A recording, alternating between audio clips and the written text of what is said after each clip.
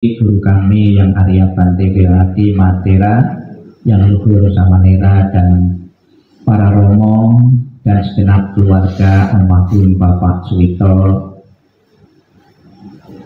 Acara peringatan doa 49 hari seolah-olah di kalangan umat Buddha, terutama dalam tradisi Mahayana, itu wajib dilakukan. Kenapa wajib dilakukan? Karena hitungan 49 hari ditulis dalam kitab suci, hari yang sangat menentukan sekali kelahiran berikutnya di alam-alam yang lain. Ditulis dalam isi 3 sutra, salah satu sutra Mahayana, menjelaskan bahwa apabila ada seseorang meninggal, kebajikannya itu kurang memadai untuk terlahir di alam bahagia, maka cenderung terlahir di alam-alam rendah, alam penderitaan.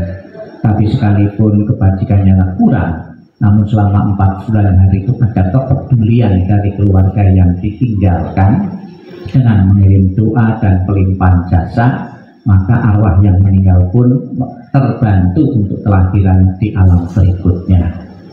Ada yang memakai hitungan selama 49 hari itu langsung hari yang terakhir 49 hari. Namun ada juga di kalangan umat Buddha dalam tradisi Mahayana itu setiap hari mengirim pelimpahan jasa, setiap hari mengadakan doa, mengadakan persajian. Kemudian kelipatan 7, ada setiap 7 hari sekali, 47 kali, 7 hari selama 7 kali, jadi kena 49 hari. Kenapa dipilih hari ke-7? Ada yang menjelaskan kitab suci dan dicontohkan setiap kelipatan 7 peluang untuk kelahiran berikutnya itu hari yang sangat menentukan sekali.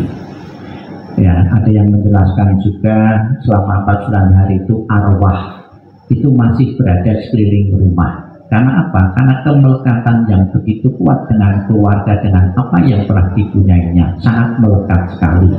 Maka kemelekatan itu biar terbantu untuk membebaskannya, dikirim pelimpahan jasa.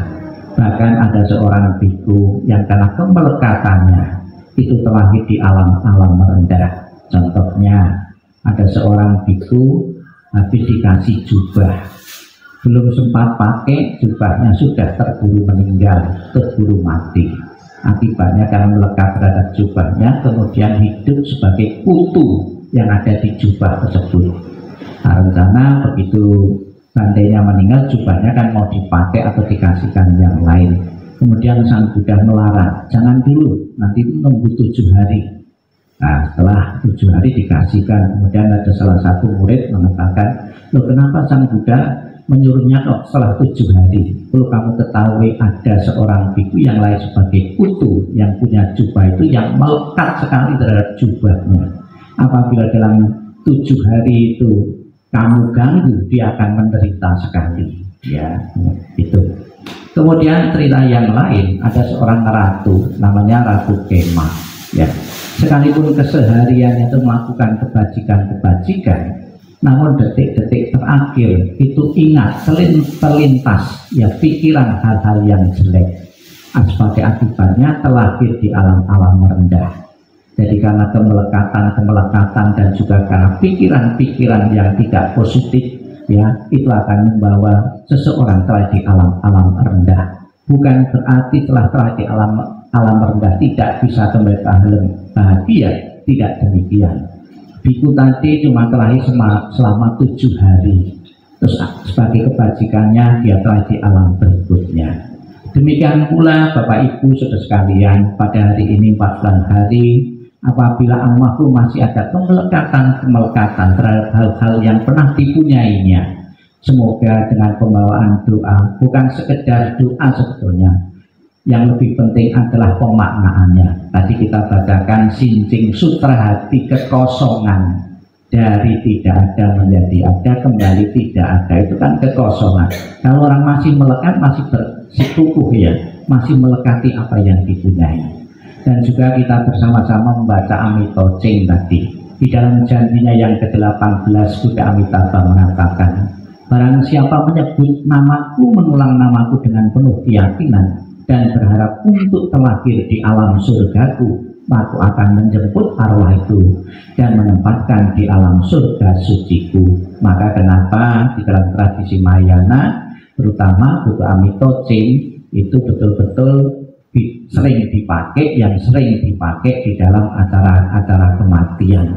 Namun sebetulnya Bapak Ibu ya, yang lebih baik lagi syukur setiap hari, setiap saat kita membaca, melafal.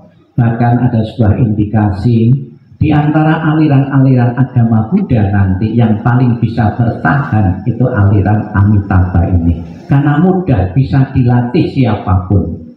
Ada sebuah prediksi apabila nanti rohaniwan agama Buddha sudah tidak bisa diharapkan lagi, latihan Amito Cing, melafal nama Buddha itu yang paling dominan dan bisa dilatih tanpa seorang rohaniwan. Perlu ketekunan dari para umat untuk terlahirnya di alam-alam bahagia, salah satunya alam surga Sukawati.